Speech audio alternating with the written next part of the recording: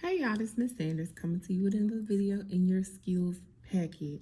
So this is under this section, the very first section on proportional relationships, but this is section C. And in section C, we are talking about direct variation. Direct variation, this is a new vocabulary word, but the concept is the same as what we've been doing. So if you have direct variation, that means that you have a constant of proportionality and you also have a constant rate of change. So remember, just to remind you, the constant of proportionality is K, and we find that by putting our Y value over our X value. And if it has a constant rate of change, then that is the pattern stays the same the entire time. So we're going to check and see if this table, number one, and this word problem in number two have a direct variation. And if they do, then that means that they will have a constant rate of change, and they will be proportional. So let's jump right into it.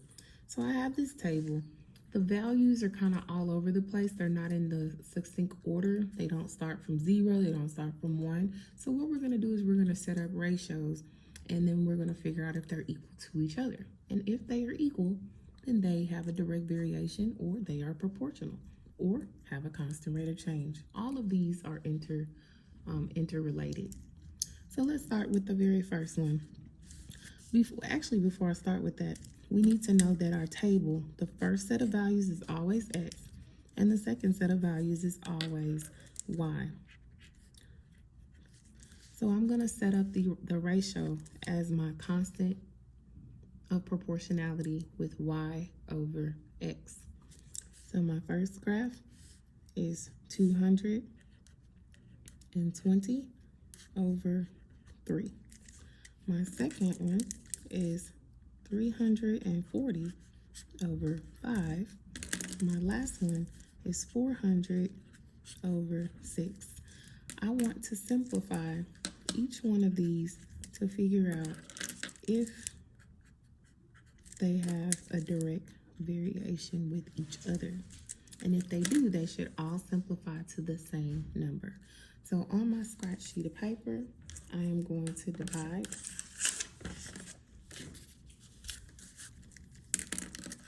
3 into 220. And remember, when we divide, the top or the numerator of the fraction always goes inside.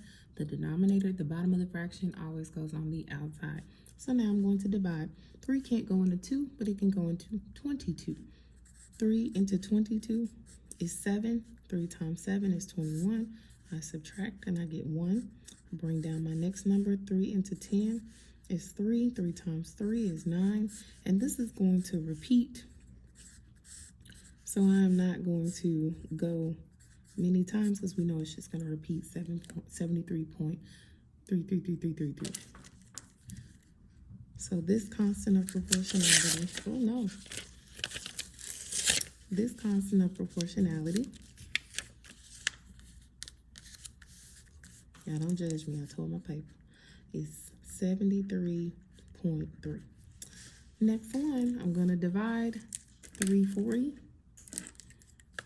5 into 340. 5 can't go into 3, but it can go into 34 6 times.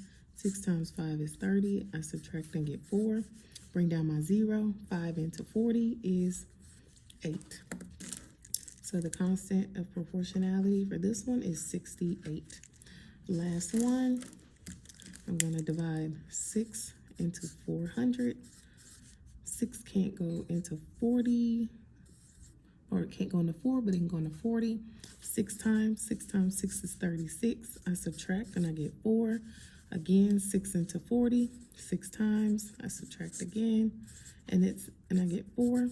And this is going to keep repeating on and on. So the answer to this one is 66.6 repeating.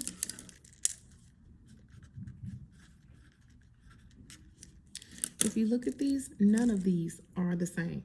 So this relationship, this does not have a direct variation.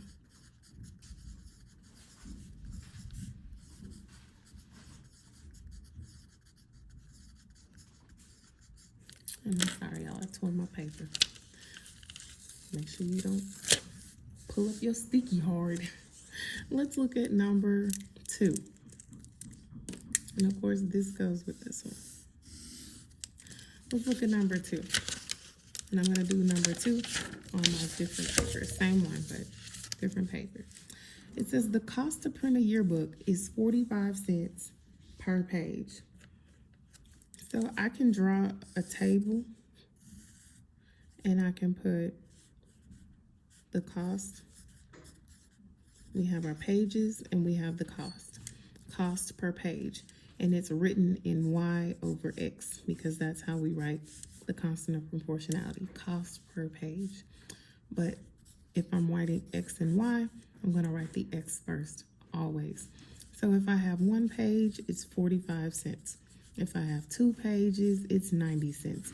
This graph is going to continue in the same pattern. So this relationship is a direct variation relationship because the cost per page remains constant. So the relationship between the cost and the number of pages is a direct variation. All right, you have 3, number 3, I think through 6. I think you have 4 more problems to do. If I misspoke, you know what you got to do. Turn the page and figure it out. I can't wait to see your answers because you're smart mathematicians. Get it done. Let me know if you need help. You can always rewind this video. Peace.